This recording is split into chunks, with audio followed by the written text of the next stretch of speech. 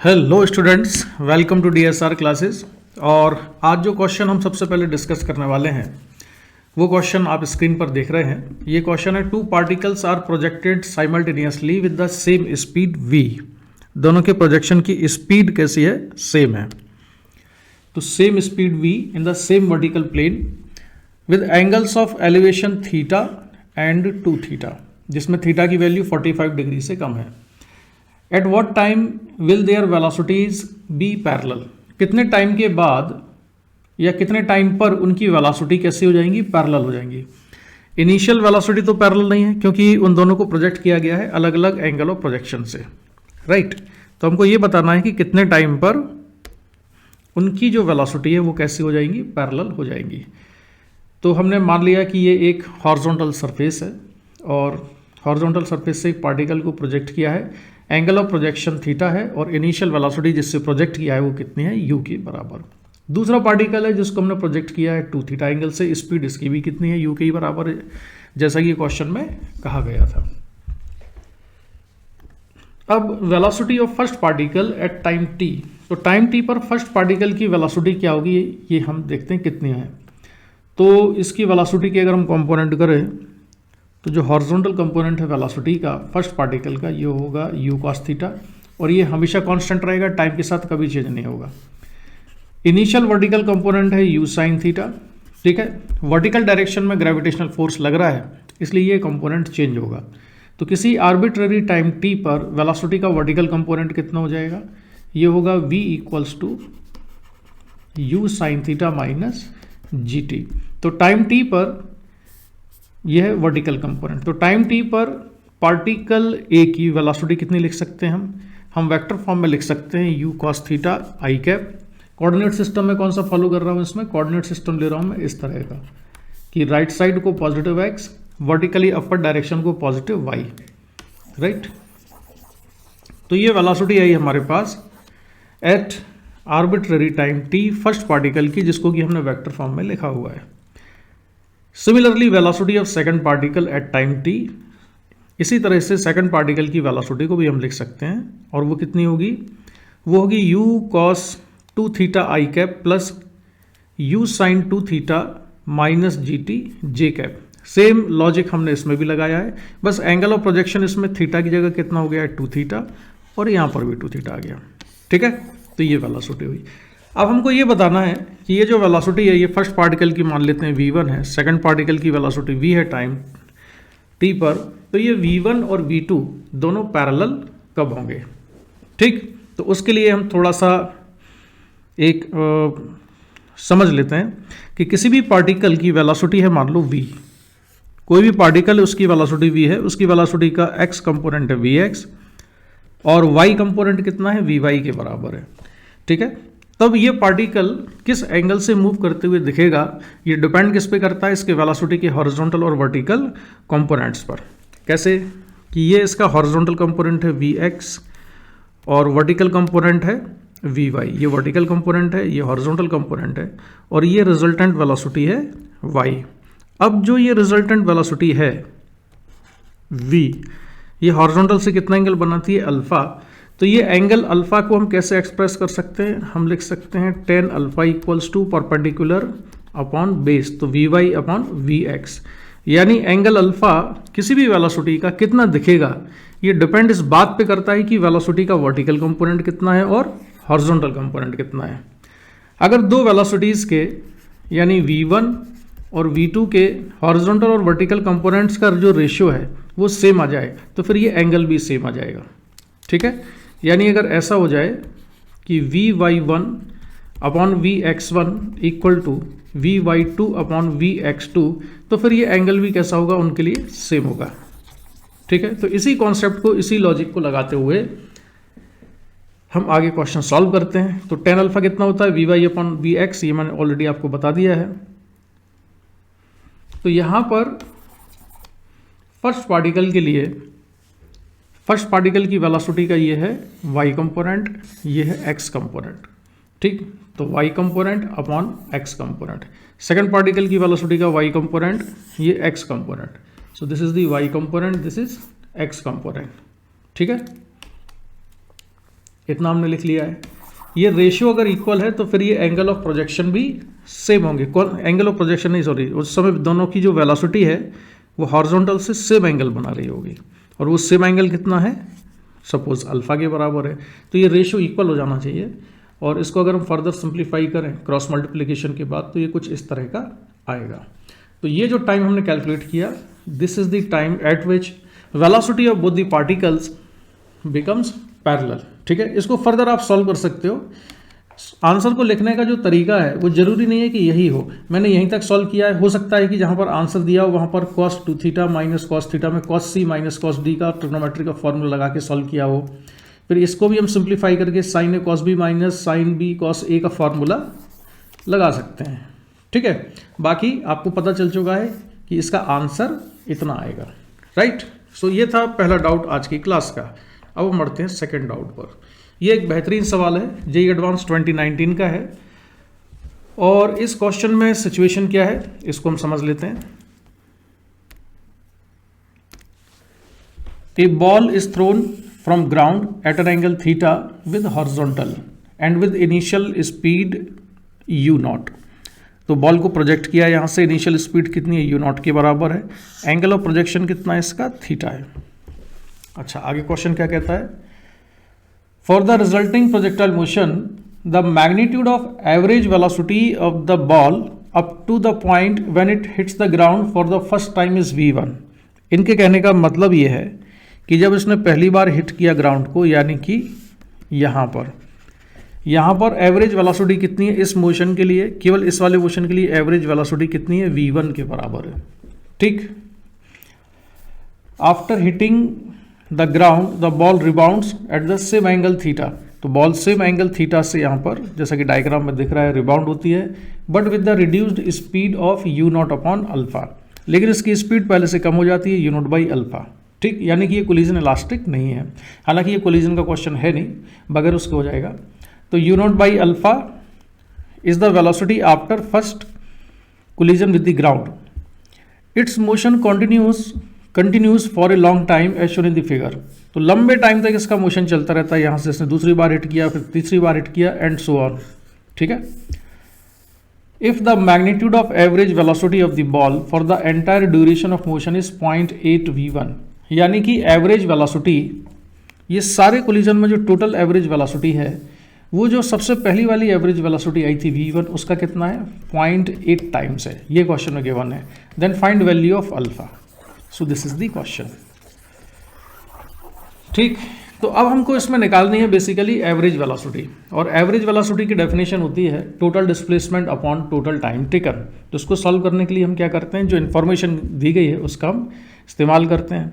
सबसे पहले तो रेंज का फॉर्मूला याद करो।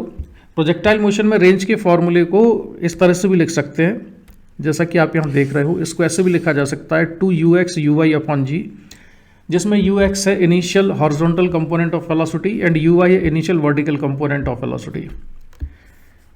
और ux कितना है, u नॉट कॉस थीटा यहाँ पर, और uy कितना, u naught sine theta upon g, और ये आ गई इसकी रेंज।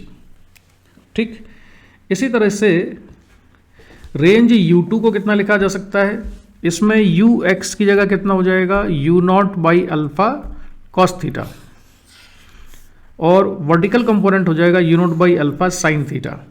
इसको अगर हम r1 की टर्म्स में एक्सप्रेस करना चाहें तो थोड़ा सा कैलकुलेशन करने के बाद ये आ जाता है r1 अपॉन अल्फा स्क्वायर। इसी तरह से थर्ड रेंज का मतलब ये है, कहाँ की बात कर रहे हैं हम, ये है r3, इसको लिया है हमने r2, इसको लिया है हमने r1। ठीक है, तो r3 कितना जाएगा, सेम लॉजिक लगाएंगे तो ये r1 upon alpha two the power 4 आ जाता है। ये तो बात हुई रेंज की। तो हॉरिजॉन्टल डायरेक्शन में जो डिफरेंट रेंज थी वो हमने लिख ली है। अब हम आते हैं टाइम ऑफ फ्लाइट पर। तो सबसे पहला टाइम ऑफ फ्लाइट ये होगा 2u साइन थीटा अपॉन जी। ये किस मोशन के लिए है, पहले वाले के लिए। यहाँ पर इसमें टाइम ऑफ फ्लाइट कितना है, t1, और ये होगा 2u साइन थीटा अपॉन जी। सेकंड वाले पार्ट में इसमें टाइम ऑफ फ्लाइट के लिए हमको चाहिए होगी वेलोसिटी का वर्टिकल कंपोनेंट, तो ये है u not by alpha sine theta. तो T2 निकाल देते हैं। यहाँ पर टाइम ऑफ फ्लाइट को हमने T2 लिया है, तो T2 कितना आएगा 2u sin theta upon alpha g, और इसको लिखा जा सकता है T1 अपॉन अल्फा के बराबर। ठीक, सिमिलरली T3 कितना जाएगा T1 अपॉन अल्फा स्क्वायर। अब हम ये रेंज और टाइम ऑफ फ्लाइट निकाल क्यों रहे हैं, क्योंकि एवरेज वेलोसिटी के लिए चाहिए हमको total displacement upon total time. तो टोटल डिस्प्लेसमेंट होगा R1 plus R2 plus R3 and so on, और टोटल टाइम टेकन होगा T1 plus T2 plus 3 and so on. तो हम आगे सिंप्लीफाई करते हैं और ये आ जाती है एवरेज वेलोसिटी। अब हम यहाँ पर वैल्यूज रखना स्टार्ट करते हैं।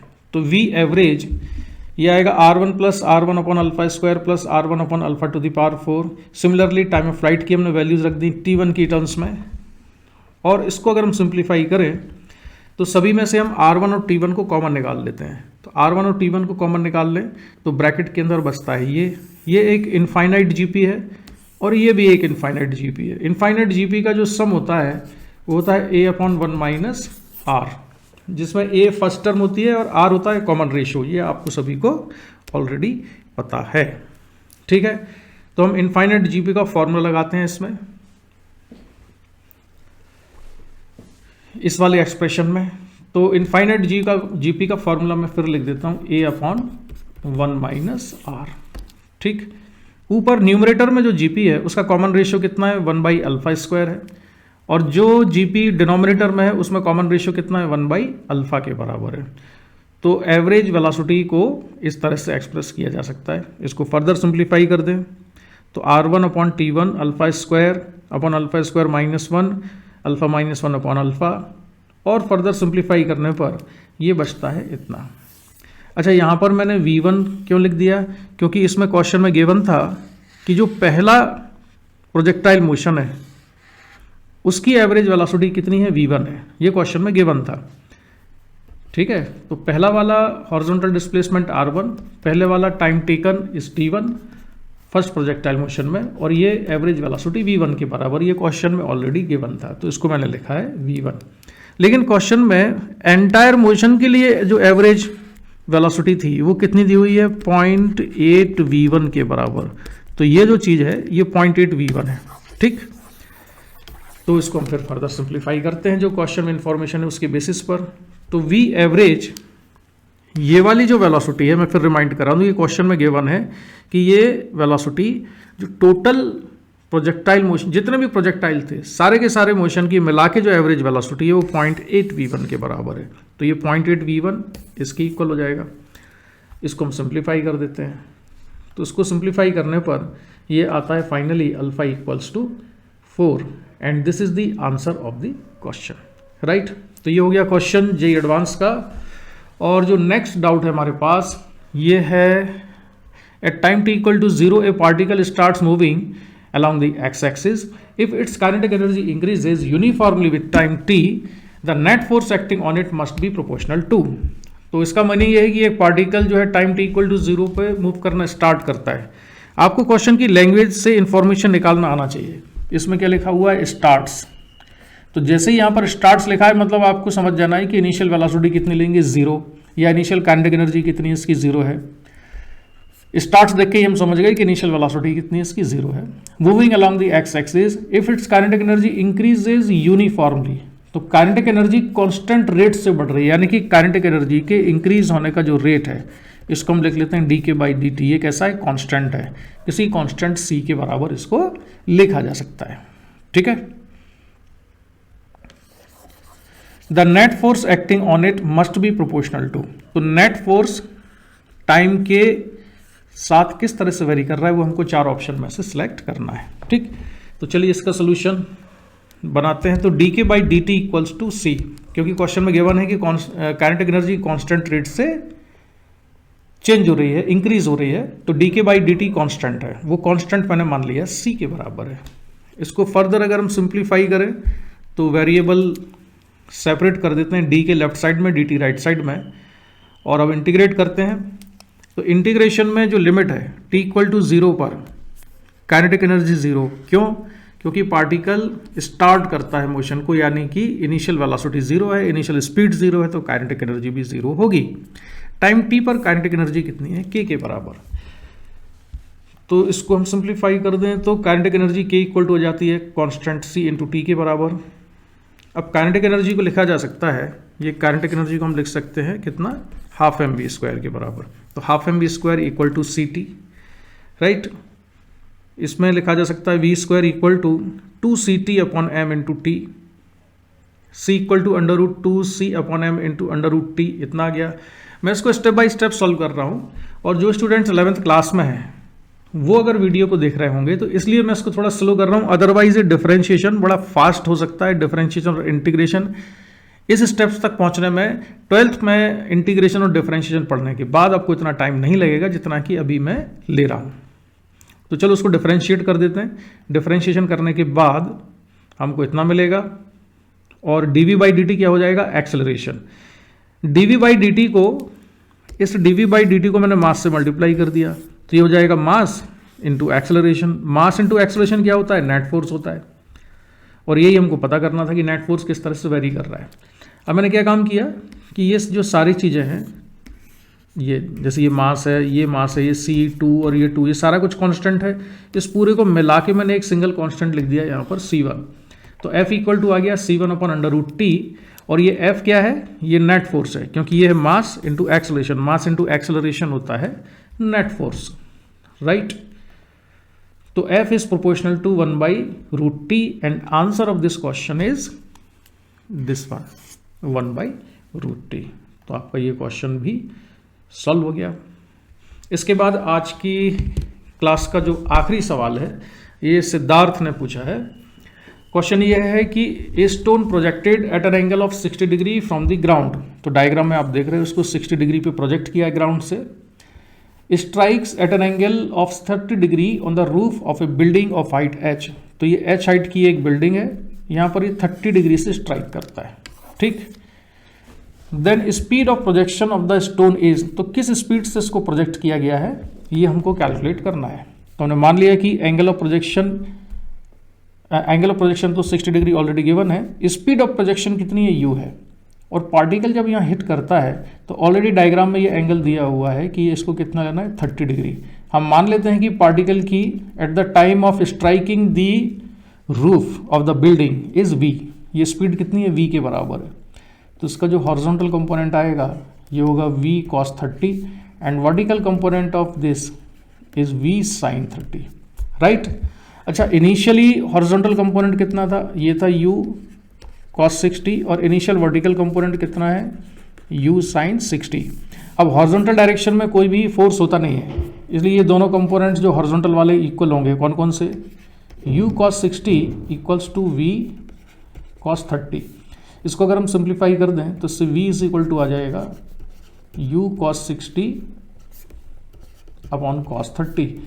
फर्दर सिंप्लीफाई कर दें तो u इंटू cos 60 हो जाएगा 1/2, और cos 30 को लिखा जा सकता है √3/2। तो ये कैंसिल, 2 से 2, एंड वी गेट u/√3, ठीक है। तो यहाँ पर जो स्पीड है ये हमने कैलकुलेट करनी, ये कितनी है, u/√3 के बराबर है। लेकिन आंसर तो हमको g और h के टर्म्स में देना है, तो हम उसके लिए क्या करते हैं, मैं फटाफट कैलकुलेशन कर देता हूँ। वो u cos 60 equal to v cos 30, ये मैंने ऑलरेडी कैलकुलेट करके रख दिया, u/√3 के बराबर आया।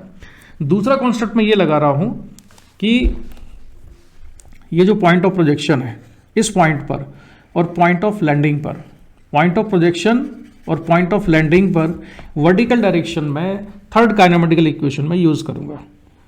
Third kinematical equation vertical direction में, तो ये है vertical component of velocity at point, इसको मान लेते हैं ये b है, ये a मान लेते हैं। तो एट पॉइंट b ये इनिशियल वर्टिकल वेलोसिटी है, यानी a पर, ये वर्टिकल डायरेक्शन में एक्सेलरेशन है, और ये वर्टिकल डायरेक्शन में डिस्प्लेसमेंट है। इनकी वैल्यू सब्स्टिट्यूट करते हैं। तो कोऑर्डिनेट सिस्टम में मान लेता हूँ कौन सा ले रहा हूँ मैं जो कोऑर्डिनेट सिस्टम फॉलो कर रहा हूँ यहाँ वो ये वाला है। मैंने पॉजिटिव y अपर डायरेक्शन में लिया हुआ है पॉजिटिव, और राइट साइड में x एक्सिस या राइट साइड में पॉजिटिव x एक्सिस ली हुई है, ठीक। तो जो वेलोसिटी है यहाँ पर v sin 30, ये देखो यहाँ बना रहा हूँ मैं, ये v sin 30 ब्लू इंक से, तो v sin 30 है डाउनवर्ड यानी नेगेटिव y डायरेक्शन में, तो इसको मैंने लिया है विथ नेगेटिव साइन, राइट। और इनिशियल वेलोसिटी है u sin 60, यह पॉजिटिव y की डायरेक्शन में, तो इसको लिया है मैंने पॉजिटिव। हालांकि स्क्वायर है उसका इसलिए फर्क नहीं पड़ता, लेकिन कॉन्सेप्ट क्लियर होना चाहिए। एक्सेलरेशन ड्यू टू ग्रेविटी होगा वर्टिकली डाउनवर्ड और वो आएगा नेगेटिव। डिस्प्लेसमेंट h, डिस्प्लेसमेंट है अपर डायरेक्शन में, तो वो आएगा पॉजिटिव। इसको अगर हम सिंप्लीफाई कर दें तो v square sine square 30 equal to u square sine square 60 minus 2gh। Further simplify करने पर मैंने बस साइन स्क्वायर 30 की वैल्यू रखी, साइन 30 1/2 होता है, तो साइन स्क्वायर 30 1/4 हो जाएगा। साइन 60 डिग्री होता है √3/2, तो उसका स्क्वायर हो जाएगा 3/4 and this minus 2gh as it is. इसको मैंने दिया इक्वेशन नंबर 2 नाम।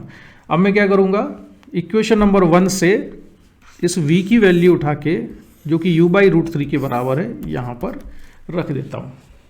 ठीक, तो अब हम इसकी वैल्यू को अगर यहां रखें तो ये u²/3 हो जाएगा, u²/3 ये 1/4, u² इंटू 3/4 माइनस 2gh। इस इक्वेशन को सिंप्लीफाई करें तो 2gh इक्वल्स टू, ये 2gh को हम लेफ्ट साइड ले आए तो ये पॉजिटिव हो गया, 3u²/4 को हमने एज इट इज रखा और इसको ले गए हम यहाँ पर। ठीक है, तो ये इक्वेशन बन गई और इसको फर्दर सिंप्लीफाई कर दें तो u इक्वल्स टू कितना जाता है, √3gh। So answer of this question is सी।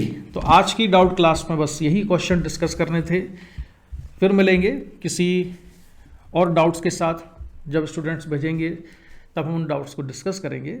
आज की क्लास यहीं पर कंप्लीट करते हैं। Thank you for watching, thanks a lot.